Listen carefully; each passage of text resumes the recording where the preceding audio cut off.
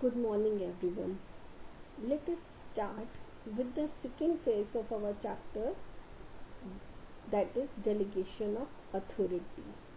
In the chapter organizing, we have studied that how a authority responsibility structure will be created. And sometimes it happens that a superior is overloaded. While the superior is overloaded, he transfers his some of the work to the subordinate.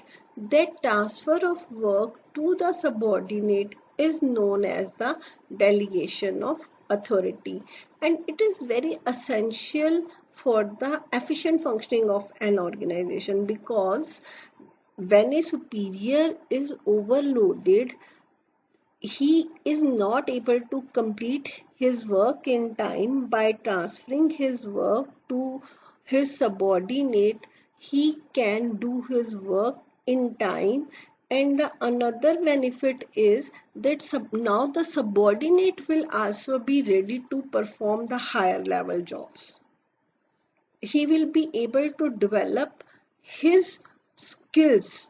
It is just like that when a senior member in your family asks you to do something on his part.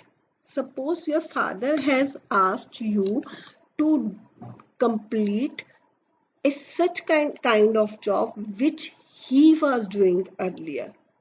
So technically, we will give such kind of activity the name of delegation of authority. That means delegation means entrustment of responsibility and authority to some another person. Why? Because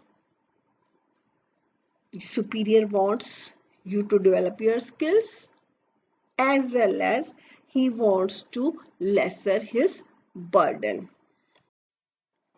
So while the work is being transferred, there are three elements in the delegation.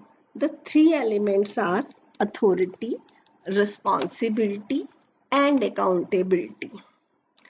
Authority, as you have studied earlier in your second chapter, the principles of management. Authority means the right of an individual to command his subordinates and to take action, but but within the scope of position. The concept of authority arises from the established scalar chain. This you will also remember that scalar chain was the chain of command and communication. Scalar chain was the chain of command and communication, means A will command to B and C, and B and C will command to D and E. The superior will command to his lowest level person. He temporarily transfers his authority to his subordinate, to his junior, and that subordinate has to work within the given authority. He who is having the authority, when he transfers to the other, then he who is possessing the authority is superior. To whom it is being transferred, it is known as subordinate.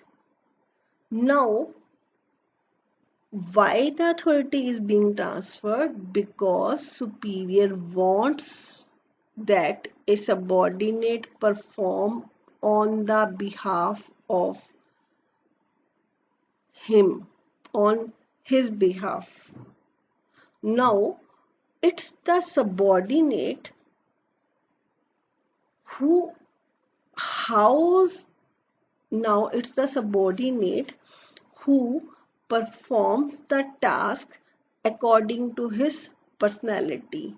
Sometimes he very cunningly does the work, he gets the things done on the behalf of superior. So while the delegation of authority is done, the first element is authority. Second element is responsibility. Responsibility means the obligation. This also you have studied in your principle given by Henry Fayol. The responsibility means obligation of a subordinate to properly perform the assigned duty. मैंने आपको काम दिया, right दिए, तो आपकी responsibility भी बनती है कि आप उस काम को फुलफिल करें. Because I have a faith in you, that's why I have transferred the job to you.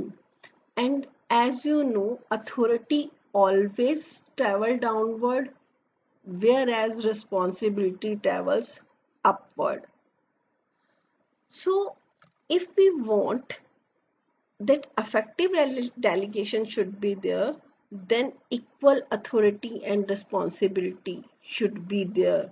That means authority granted must be commensurate. That means uske parallel. It should not be like that कि मैं market से आपको 100 रुपए की कोई चीज खरीदने के लिए भेज रही हूँ और I am handling you, I am giving you ₹50 note कि आप जाके 100 रुपए की चीज खरीद लाइए. How will it be possible?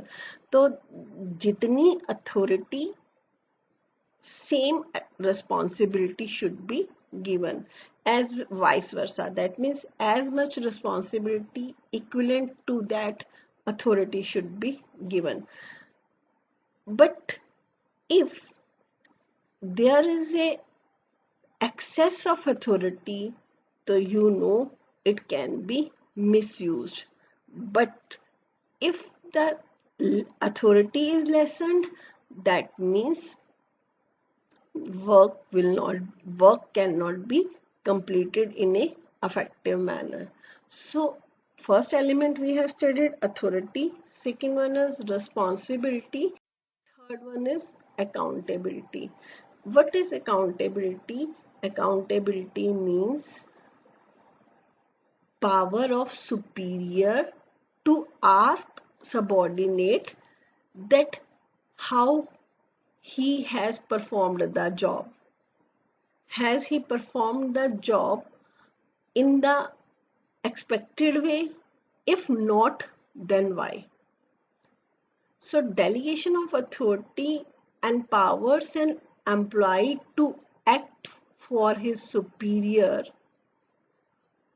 but superior will be answerable for the results. This does not mean that no one will ask to the subordinate that why you have not done the task. Means X ने Y को कोई काम transfer किया तो responsibility अभी भी X की ही है, लेकिन ऐसा नहीं कि Y को छोड़ दिया जाएगा कि आपने काम क्यों नहीं किया. Y को भी आंसर देना होगा, बट किसको आंसर देना होगा? सिर्फ X को. लेकिन X को अपने सुपीरियर, सपोज ABC कोई सुपीरियर है, उसको आंसर देना है. And he can not escape this by saying that कि ये काम तो मैंने Y से करवाया था और Y ने सही तरीके से नहीं किया. Ultimate responsibility, ultimate answerability is of X. So accountability means answerable for the final outcome. Once the authority has been delegated, मुझे आपने authority दी, मैंने उसकी responsibility ले ली. Yes, I will do. But no one cannot deny the accountability. मैं आपको answerable हूं, आप अपने सुपीरियर को आंसरेबल है. तो authority is delegated, we can say. Responsibility is assumed and accountability is imposed. And responsibility is always derived from authority. अगर आपने मुझे authority नहीं दी तो फिर मेरी responsibility कैसी? So responsibility is always derived from authority and accountability is always derived from responsibility. Let us have a overlook on the elements of delegation. Authority means right to command, responsibility means obligation to perform an assigned task, and accountability means answerability for the outcome of assigned task. Delegation. Authority can be delegated, but responsibility entirely cannot be delegated. Means again and again I am speaking to you, if X transfers his authority to Y, X can't escape by saying that कि ये काम तो मैंने Y से करवाया है. लेकिन accountability cannot be delegated. Y को भी answerable होना पड़ेगा और X को भी answerable होना पड़ेगा. Authority, the origin point of authority is the formal position. The manager transfers his task to deputy manager, and responsibility arises from the delegated authority, as well as accountability also arises from the responsibility. Flow. Authority flows downward, that means superior to subordinate. Responsibility travels upward, that means from subordinate to superior, as well as accountability also flows upward, means from subordinate to superior. So it's all about that. We will go with the next topics for tomorrow, that is importance of delegation of authority.